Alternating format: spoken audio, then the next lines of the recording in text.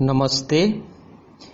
आमर आलोचना चली गोपाल छटराय रचित एकांकिका शोभा एवं चतुर्थ दृश्य पर्यंत आलोचना होइथिला एवं एई भितरे आमे देखिछे जे यार मुख्य चरित्र मदन जणे भिक्षुणी शोभा ता जीवनर कहानी को पुंजी करी प्रथम पर्याय रे कविता लिखिछि, द्वितीय पर्याय रे नाटक लिखि से पैसा रोजगार करिछि अधिकरु अधिक एवं एई नाटक रचना करिबा भितरे शोभार ऐकांतिक अनुराग भल पाइबा द्वारा से बांधी हो जाइछि एवं एई सरला असहाय बालिकाटिए प्राण देई मदन को भल पाइछि, विश्वास करिछि, ताकू ठाकुर बोली पूजा मध्य करिछि। कारण से प्रतिश्रुति देइछंती, मदन जीए प्रतिश्रुति देइछंती ए पृथ्वी रे एमिति भिकारुणी मानंकर जो निष्पेषित दलित बा वंचित श्रेणी अछंती एई मानंकर भाग्य दिने ना दिने बदलिबो एवं बदलिबा पई जो प्रयत्न प्रयास लोड़ा ताहा निजे से करूछंती। एई घटना परे जेतेबेले से नाटक रचना करी से नाटक लोकमानंक द्वारा आदृत होईछि, अधिकरु अधिक से पैसा पाइछंती एवं पैसा पाइला परे सभार अगोचरे अजाणतरे कौनसी सूचना न देई से तार पुरुणा ठिकणा बासस्थान बदलई देई सहरर एक चाकचक्यपूर्ण घरे अवस्थान करूछंती एवं जोग को भिक्षा मागिबा पई सेई स्थान रे पहुंची शोभा, किंतु मदन बाबूंक सहित तार भेट हेई नहीं। एमिति कि एई ऑपेरा पार्टीर मैनेजर से जेतेबेले भिकारुणी को पचारुची कहूची जे ऑपेरा सरी गलानी, लोक माने गलेनी, तेणु तते आउ कि भिक देबे नै, गेट बंद कर दिया जीवो, तू चली जा। एवं नाम पचारिछि जे तुम ना कौन, सेतेबेले से भिकारुणी कहिछि जे मोर नाम हेउछि शोभा एवं सेई शोभा ना सुनिला परे से उपहास करिछि।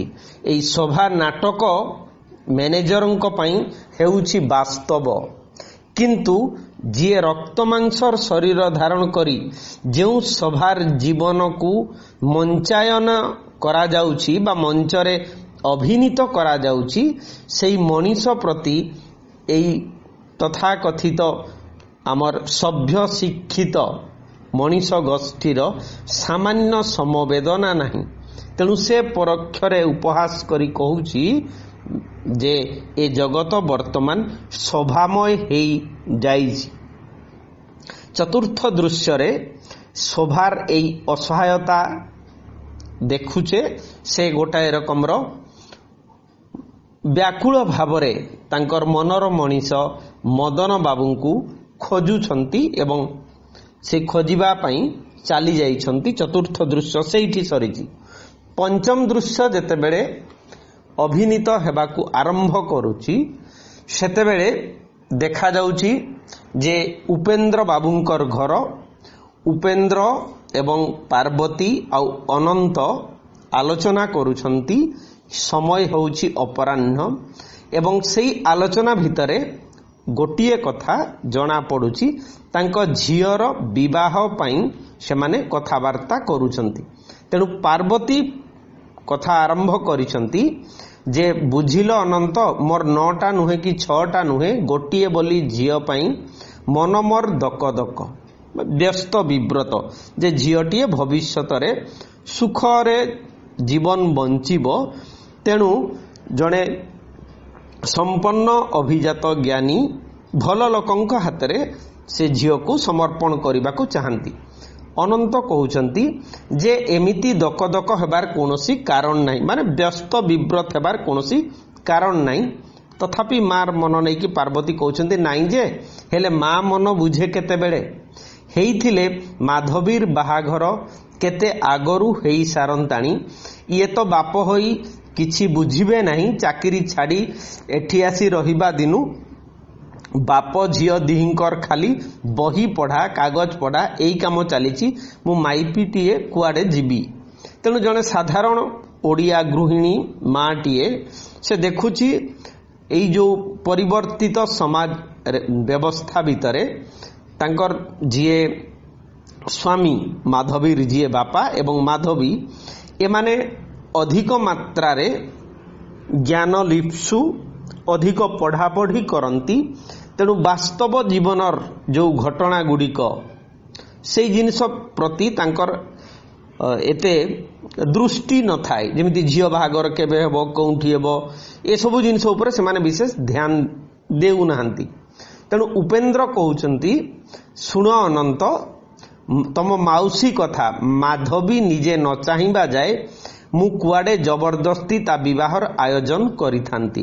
ତେଣୁ ଉପେନ୍ଦ୍ରର କଥା ଭିତରେ ଗୋଟିଏ ଜିନିଷ ଜଣାପଡ଼ୁଛି ଯେ ନାରୀ ସ୍ୱାଧୀନତା ଏବଂ ଝିଅର, ଯେହେତୁ ଝିଅ ଶିକ୍ଷିତ, ଇଏ ସମ୍ପୂର୍ଣ୍ଣ ରୂପରେ ଆତ୍ମନିର୍ଭରଶୀଳ, ନିଜର ପତି ନିର୍ବାଚନ କରିବାର ସାମର୍ଥ୍ୟ ତା ପାଖରେ ଅଛି। ତେଣୁ ତାର ସମ୍ମତି ବିନା ବିବାହ କଦାପି ସମ୍ଭବ ହେଇପାରିବ ନାହିଁ। ତେଣୁ ଗୋଟାଏ ରକମର ନାରୀ ବା ବ୍ୟକ୍ତି ମୁକ୍ତିର ଜୟଗାନ କରୁଥିବା ବାପା ଚରିତ୍ର ଉପେନ୍ଦ୍ର ସ୍ପଷ୍ଟ ଭାବରେ କହିଛନ୍ତି ଯେ ମୋ ଝିଅକୁ ମୁଁ ବସ୍ତୁ ଭଳିଆ ବ୍ୟବହାର କରିପାରିବି ନାହିଁ। ତାର ସେ ସ୍ୱାଧୀନତା ଅଛି। ଯେଉଁ ଦିନ ସେ ଯେମିତି ଯାହାକୁ ନିଷ୍ପତ୍ତି ନେବ ମୁଁ ତାକୁ ସମର୍ଥନ କରିବି। ତେଣୁ ସେ କହିଦେଉଛି ଯେ ତାର ଝିଅର ଜ୍ଞାନ ଗାରିମା ବାବଦରେ ଯେଉଁ ଝିଅ ଇଣ୍ଟରନ୍ୟାସନାଲ ରାଜନୀତି ସମ୍ବନ୍ଧରେ ଆଲୋଚନା କରୁଛି, ଯିଏ ବିଶ୍ୱ ସାହିତ୍ୟର ଖବର ରଖେ, ଦେହରେ 100 ଡିଗ୍ରୀ ଜ୍ୱର ଧରି ଯିଏ ଲାଇବ୍ରେରୀରେ 2 ଘଣ୍ଟା ନ ପଢ଼ି 2 ଘଣ୍ଟା ନ ବସି ରହିପାରେ ନା, ତା ବାହାଘର ଚିନ୍ତା ଅନ୍ୟକୁ ଲାଗିବ କାହିଁକି? ତେଣୁ ଝିଅ ସ୍ୱୟଂ ସମ୍ପୂର୍ଣ୍ଣ, ଝିଅ ଜ୍ଞାନୀ ଗୁଣୀ, କର୍ତ୍ତବ୍ୟ ଅକର୍ତ୍ତବ୍ୟ, ଜୀବନର ଲକ୍ଷ୍ୟ, ଯେକୌଣସି ସମ୍ପର୍କରେ ଯେଉଁ କଥାଗୁଡ଼ିକ ଏଠି କୁହାଯାଉଛି, ଯେମିତି ଇଣ୍ଟରନ୍ୟାସନାଲ ରାଜନୀତି ହେଇପାରେ, ବିଶ୍ୱ ସାହିତ୍ୟ ହେଇପାରେ, ଇଏ ହେଉଛି ସମାଜର ବୁଦ୍ଧିଜୀବୀ ଶ୍ରେଣୀର ଜୀବନ ଶୈଳୀ, ଜୀବନ ବଞ୍ଚିବାର ତରିକା। ତେଣୁ ଇଏ ସାଧାରଣ ଲୋକ ଯେମିତି ନିଜର ପେଟ ପାଟଣା, ନିଜର ଧନ ଅଧିକରୁ ଅଧିକ ରୋଜଗାର କରିବା, ଏଇ ସବୁ ବେପାର ବାଣିଜ୍ୟରେ ନିଜକୁ ଲିପ୍ତ ରଖିବା, ଏମାନଙ୍କର ଏଇ ପୃଥିବୀ ସମ୍ପର୍କରେ, ପୃଥିବୀରେ ଆତଜାତ ହେଉଥିବା ବଞ୍ଚୁଥିବା ମଣିଷମାନଙ୍କ ସମ୍ପର୍କରେ ବିଶେଷ ଧାର ଧାରନ୍ତି ନାହିଁ। କିନ୍ତୁ ବୁଦ୍ଧିଜୀବୀର ସେ ଆଗତ ଭବିଷ୍ୟତ, ଅତୀତ ବର୍ତ୍ତମାନକୁ ପ୍ରତ୍ୟେକ ମୁହୂର୍ତ୍ତରେ ଖୁଣ୍ଟି ଖାଣ୍ଟି ପରୀକ୍ଷା କରେ ଏବଂ ସେହି ଅନୁସାରେ ସେ କେଉଁ ଜାଗାରେ ନିଜର ମନ୍ତବ୍ୟ ରଖେ, କୌଣସି ଜାଗାରେ ବକ୍ତୃତା ଦେଇପାରେ, ଲେଖିପାରେ, ମାର୍ଗଦର୍ଶନ କରିପାରେ। ଭବିଷ୍ୟତ ଜାତିର ଗଠନ ପାଇଁ ବୁଦ୍ଧିଜୀବୀର ସେହି ଭୂମିକା ରହିଛି। ତେଣୁ ଯେକୌଣସି ପରିସ୍ଥିତିରେ, ମାନେ ଯେମିତି ଏଠି କୁହା ହେଉଛି ତାଙ୍କର ଝିଅ ମାଧବୀ ଯିଏ, ଯେ ଶରୀରରେ ଯଦି 100 ଡିଗ୍ରୀ ଟେମ୍ପରେଚର ଅଛି, ଜ୍ୱର ହେଉଛି, ତଥାପି ନ ଖାଇଲେ ବୋଧେ ଚଳିବ, କିନ୍ତୁ ନ ପଢ଼ିଲେ ଯେଉଁ ଜ୍ଞାନ ତୃଷ୍ଣା ତା ପାଖରେ ପ୍ରବଳ। ତେଣୁ ଅନନ୍ତ ସେଇ ଜାଗାରେ କହୁଛି ବର୍ତ୍ତମାନ ଆଉ ସେଇ କଥା ଉଠୁଛି କାହିଁକି? ମଦନ ତ ରାଜି ହେଇଗଲାଣି ବୋଲି ଆପଣ କହୁଛନ୍ତି। ମୁଁ ଏଥର ଟୁର୍ ଯିବା ପୂର୍ବରୁ ମଦନକୁ ଏ କଥା କହିଯାଇଥିଲି। ଦେଖ ମଦନ, ମାଧବୀ ତ କବିତା ପଢ଼ି, ତ ନାଟକ ଦେଖି ତୋ ପ୍ରତି ଆକୃଷ୍ଟ ହେଉଛି, ସେ ତୋର ଗୁଣମୁଗ୍ଧା। ଅତଏବ ମାଧବୀ ବଡ଼ ଲୋକର ଝିଅ ବୋଲି ତାକୁ ବିବାହ କରିବାରେ ଦୋଷ କେଉଁଠି? ସମ୍ଭବତଃ ୟା ପୂର୍ବରୁ ଯେତେବେଳେ ପ୍ରସ୍ତାବ ଅନନ୍ତ ଦେଇଛି ମଦନକୁ ଯେ ତମେ ମାଧବୀକୁ ବିବାହ କର, ମାଧବୀ ତମର କବିତା ନାଟକ ଏସବୁ ଜିନିଷକୁ ଭଲ ପାଏ। କିନ୍ତୁ ମଦନ କହିଦେଇଥିବ ଯେ ସେମାନେ अभिजात श्रेणी लोक बड़ लोक तांको पाखरे प्रचुर पैसा अच्छी आ मो भलिया गोटे गरीब घरे संभवतः से झील दे न पारती तथापि अनंत कही जे सेमाने भल लोक देखुछंती बेसी धन संपत्ति बा अन्य कौनसी जिनिस एमाने खोजंती नहीं। उपेंद्र कहउचंती अनंत को मु जाने अनंत तमर एई कथारे मदन तार भूल बुझी ए प्रस्ताव रे राजी हैला से बुझी पारिला माधवी ता जीवनर उपयुक्त साथी हेई पारिबो तेणु गोटाए रकमर अनंत मदनर बंधु जीए से कन्भिन्स करि देइछि जे माधवी सांगरे तार बाहागर हो। पार्वती भी सही जगह कहउछंती मु सही कथा कहूची पुओ तमे सिना एथिरे पसी ताकू सबु कथा बुझाइलारु से राजी हैला नहले आंकर द्वारा कोन हेइथांता जहा हेले सेई जिनसटी बापा हिसाब रे जने बुझेइबो एवं बंधु हिसाब रे बुझेइबो फरक रहुची। तेणु माधवी एवं मदन रो विवाह पई जदि किए प्रमुख भूमिका नैछि ताहले से होची अनंत। उपेंद्र सेठू कहउछंती हुअंता केमिति बुझिलो अनंत जेउ दिन माधवी आमकू कहिला जे मदन को विवाह कले से सुखी हेबो से दिन तोर ए माउसी त्रिभुवन कंपाई घोषणा करी देले जे जहार चुली चाल नाही जीए बेकार ताकू माधवी बाहा होई पारिबो नाही। तेणु प्रथम पर्याय रे माधवीर भल पाइबा बा विवाह बा भविष्य जीवनर लक्ष्य संपर्क रे जेतेबेले सूचना देइछि सेई मुहूर्त रे प्रतिवाद करी उठिछंती पार्वती एवं प्रतिवादर कारण हेउछि कोन ना मदन पाखरे सेमिति धन संपत्ति सेमिति संबल तांकर झियो को सुखरे रखिबार साधन नाही सेथिपई से मना करिथिले। तेणु पार्वती भी कहउछंती मला मो झुओ से मु ए कथा कहंती नै तेणु पृथ्वीर प्रत्येक मा निसंदेह चाहिबे जे तांको झियोटी भविष्यत रे मुठाए माने शांति रे खाई पारू भल पिंधि पारू निरापद रे रही पारू ए सबु जिंस गुडिक बाछ विचार करी विवाह पई से माने सम्मति प्रदान करिवे। तेणु उपेंद्र कहउछंती माने झियर बापा पार्वतीଙ୍କ स्वामी एमिति कथा तमे कहिवो से कोन तार चुली चाल देखि ता आडकू ढळी थिला सीए तार गुण देखी साहित्य साधना देखी। तेणु माधवी जीवनर प्राथमिकता चुली चाल नुहे धन संपत्ति नुहे ये होची प्रतिभा बा गुण व्यक्तित्व। मदन नामक चरित्र पाखरे जहा प्रलुब्ध करिछि माधवी को ताहा होची तार सृजनशीलता तार दरदी हृदय तार समवेदना एवं कविता नाटक लेखार प्रतिभा। तेणु तार कौन धन संपत्ति अच्छी गाड़ी कोठा बाड़ी ए सबु जिनस प्रति से आकर्षित हेई नहीं। तेणु साधारण माँ टीए पार्वती जी से कहउछंती की गुण की साहित्य मु कौन जाने होइरे पुओ कारण तांकर पई बड़ जिनसटी होची धन संपत्ति गाड़ी मोटर तेणु साहित्य फाइतर से माने धारंती नहीं।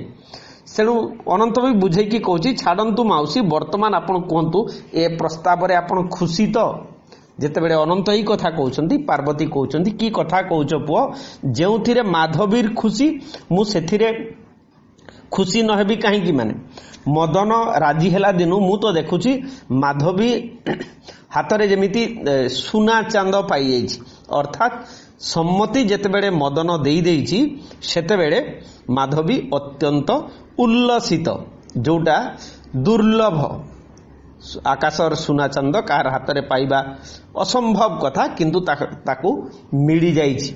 उपेंद्र कहउछंती से जगार से शिक्षा तार अच्छी धन दौलत सबुको पछरे पकई से लोकर गुण को आदरी नेइछि। तेणु माधवीर व्यक्तित्वर गोटे वैशिष्ट्य होउछि से धन पाई उन्मादिनी नुहे बाया नुहे से ज्ञान बा गुण देखी सम्मोहित हेइछि। पार्वती तापर भी कहउछंती या बोली से बेहिसा भी नुहे से हाथे मापी चाखंडे चाले। तेणु जो माधवीर कथा से निसंदेह भावरे उत्सृंखल नुहे पूर्ण सचेतन हिसाब निकास करी जीवन बंचे। उपेंद्र तापर कहउछंती ଚାଲେ ତ ଏ ସଦ୍ଗୁଣ ମଧ୍ୟ ତାର ଅଛି, ଅହେତୁକ ଧନ ଲାଳସା ତାର ନାହିଁ, ମାନେ ମଦନର, କିନ୍ତୁ ସେ ଧନକୁ ହତାଦର କରେ ନା। ଆମେ ସବୁଦିନ ପଲଉ କାନିକା ଖାଇପାରୁ, କିନ୍ତୁ ବୃଥା ଗୋଟିଏ ଚାଉଳ ଦାନା ନଷ୍ଟ ହେବା ସେ ସହିପାରିବ ନାହିଁ। ଏଇଟା ହିଁ ସୁଗୃହିଣୀର ଲକ୍ଷଣ, ମାନେ ଯାହା ମାଧବୀ ଚରିତ୍ରର ବୈଶିଷ୍ଟ୍ୟ। ହଁ ଅନନ୍ତ, ତମେ ଆଜି ତମ ଗସ୍ତରୁ ଫେରିଲ, ମଦନ ସାଥିରେ ଦେଖା ହେଲାଣି? ଅନନ୍ତ କହୁଛନ୍ତି, ନା, ତାର ଖବର କ'ଣ, ଏଠିକି ଆସିଛି ତ?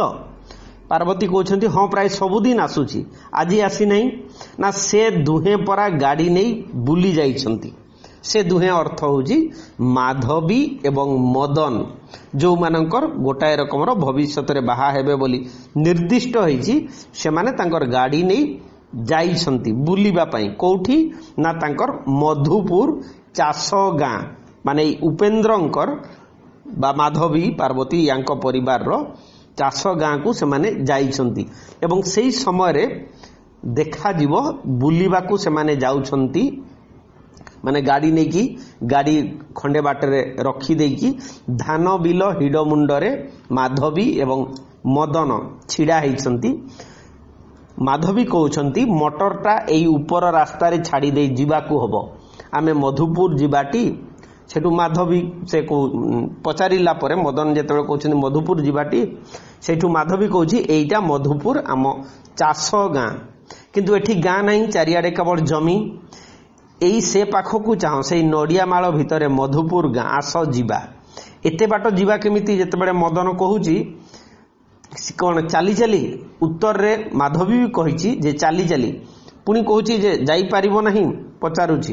ନା, ମୋ କଥା ନୁହେଁ, ତମ କଥା ପଚାରୁଛି ବୋଲି ମଦନ କହୁଛି। ସେଠୁ ମାଧବୀ କହୁଛି, ମୁଁ ତ ଅନେକ ଥର ଯାଇଛି।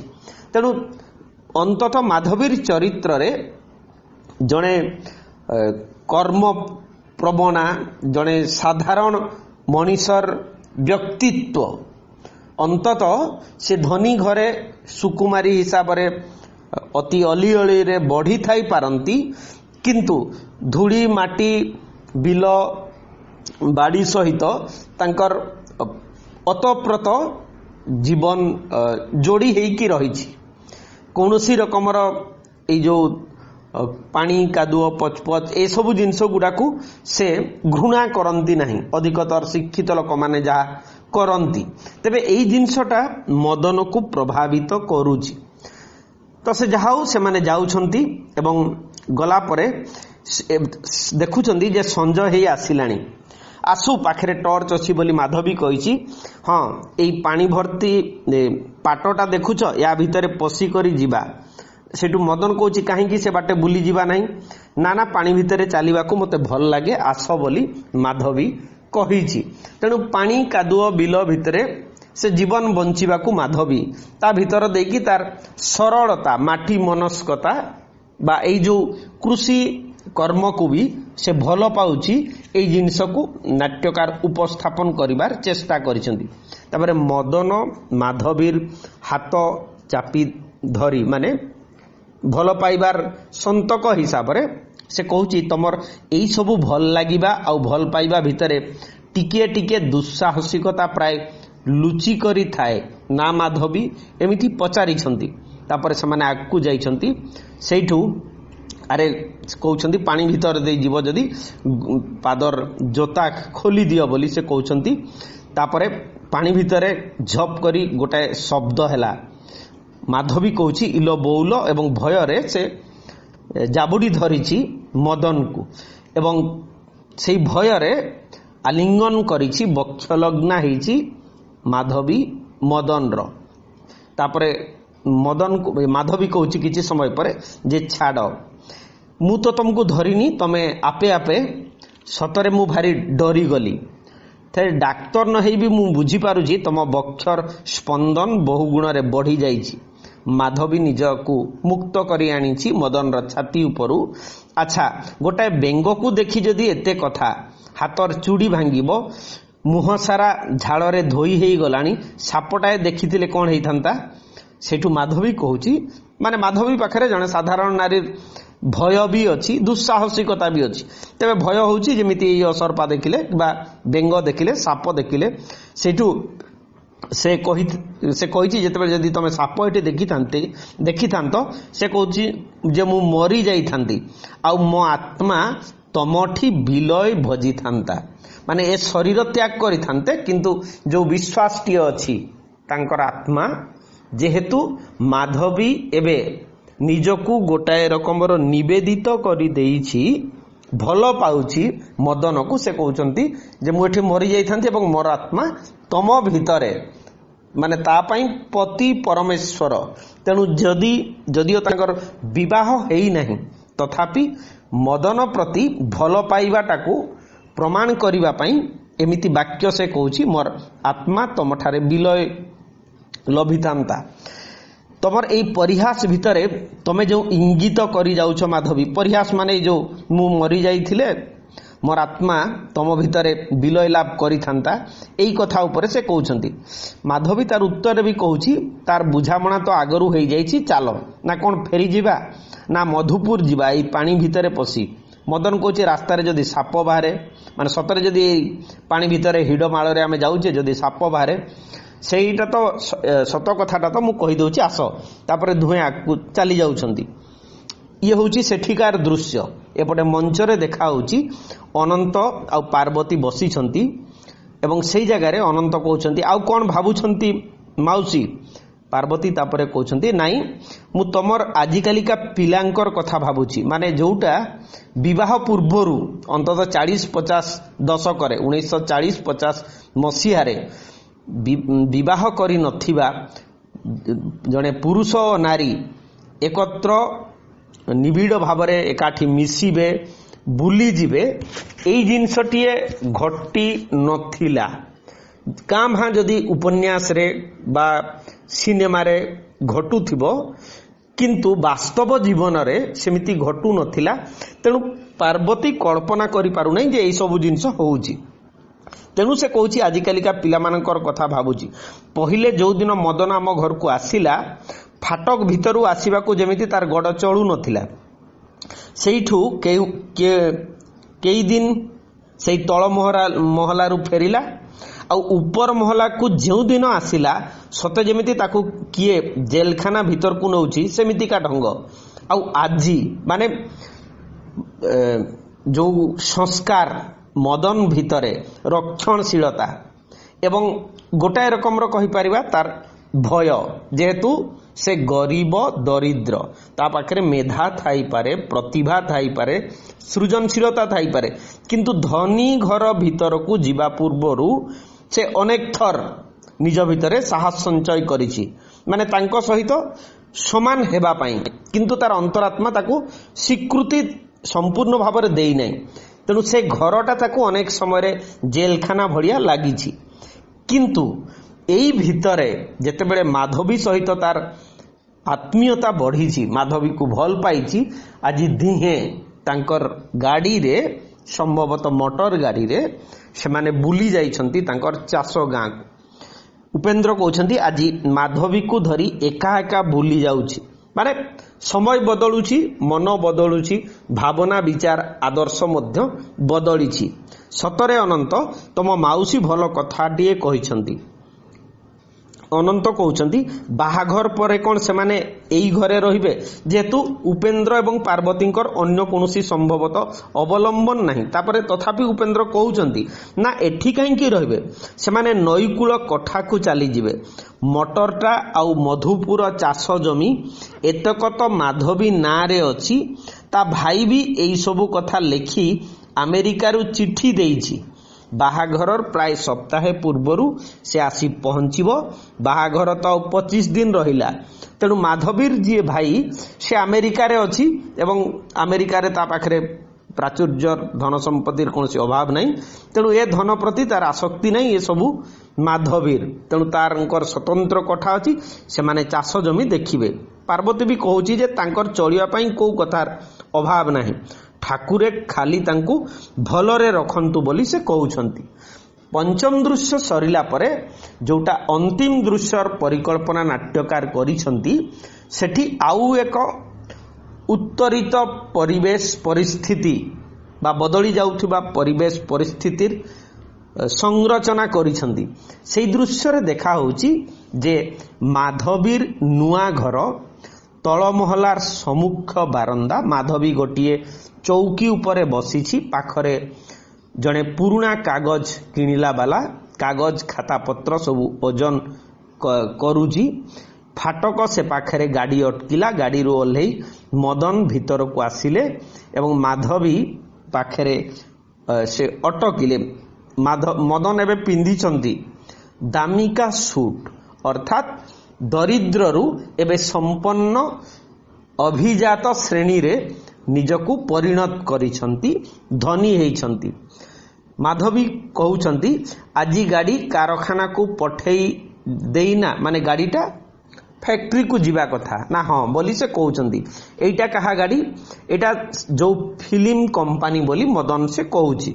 हाँ कौन हैला से माने राजी हेले।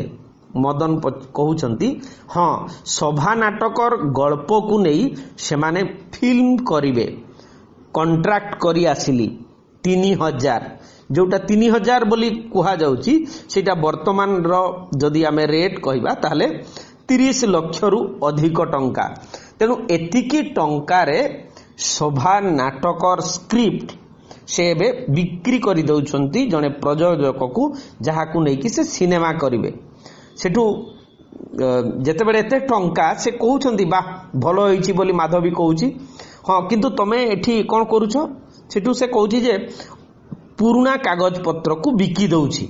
तापर मदन नई पड़ी देखुची एगुडा तो सबु सभा नाटक अतीत रे जो सभा को आधार करिकी से खाता रे लेखी थिले पांडुलिपि, से नाटकर पांडुलिपि।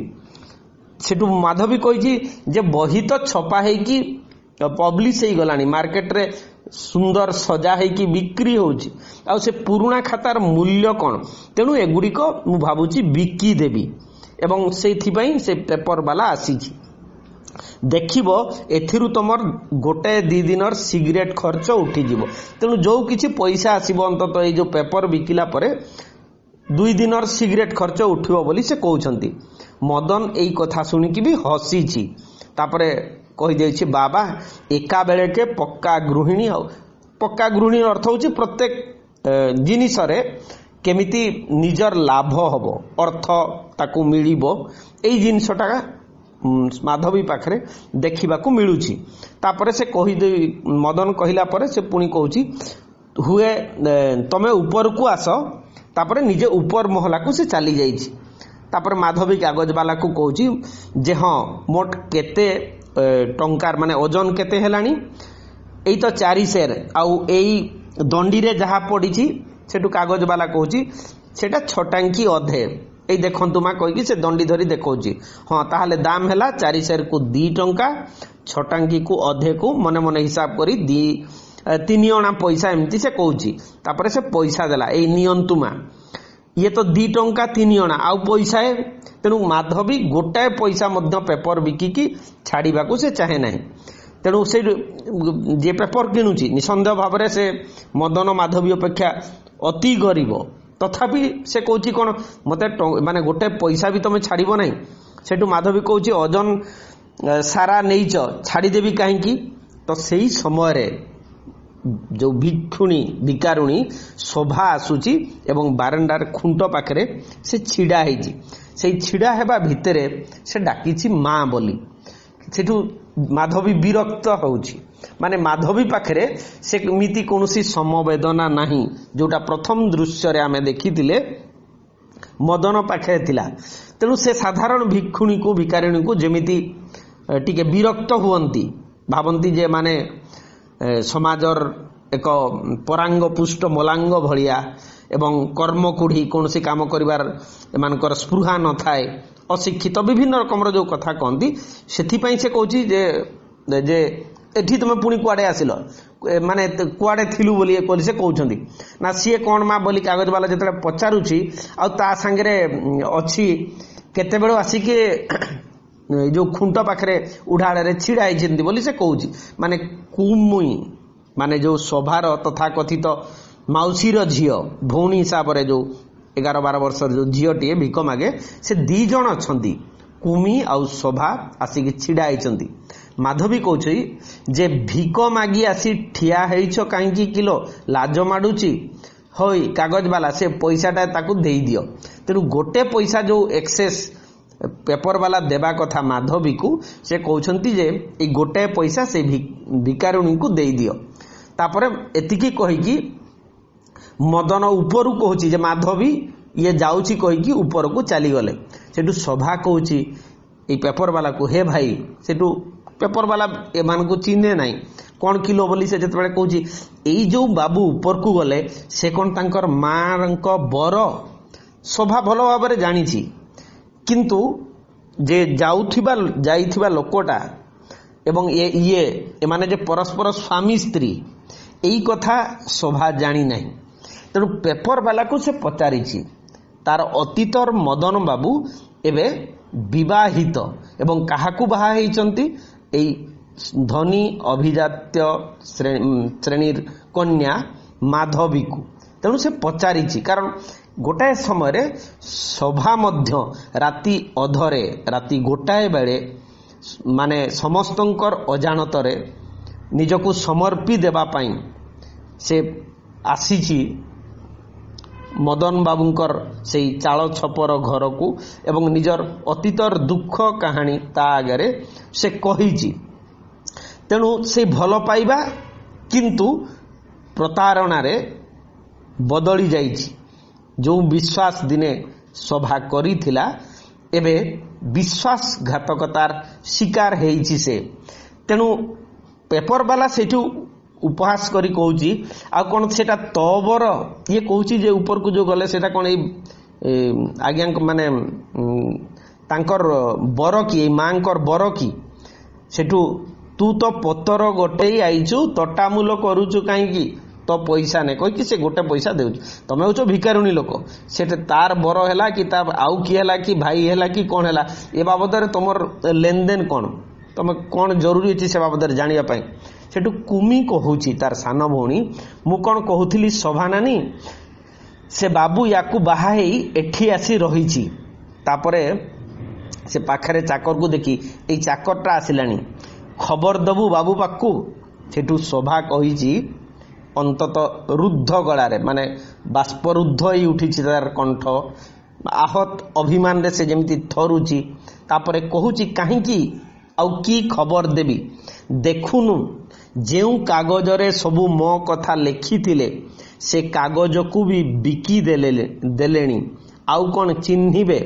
तेणु गोटे पहाच भलिया व्यवहार करिसंती से सभा को केवल गोटे आधार सामयिक गोटे स्टेपिन एवं जो मुहूर्त रे सीढ़ी रे जड़े ऊपर को उठी गला तापाई जेमिति सीढ़ी अलड़ा हुए एबे सभा तापाई अलड़ा। तेणु से कहूची से कौन मते आउ चिन्हिबे सेठू कुमी कहूची से कागज बिका पैसा रु ताहले हमकु पैसा टिए देले हाँ आ जीवा कहिकी सभा आउ कुमी दिहे चली जाउछंती एवं एठी एकांकिकार परिसमाप्ति घटी।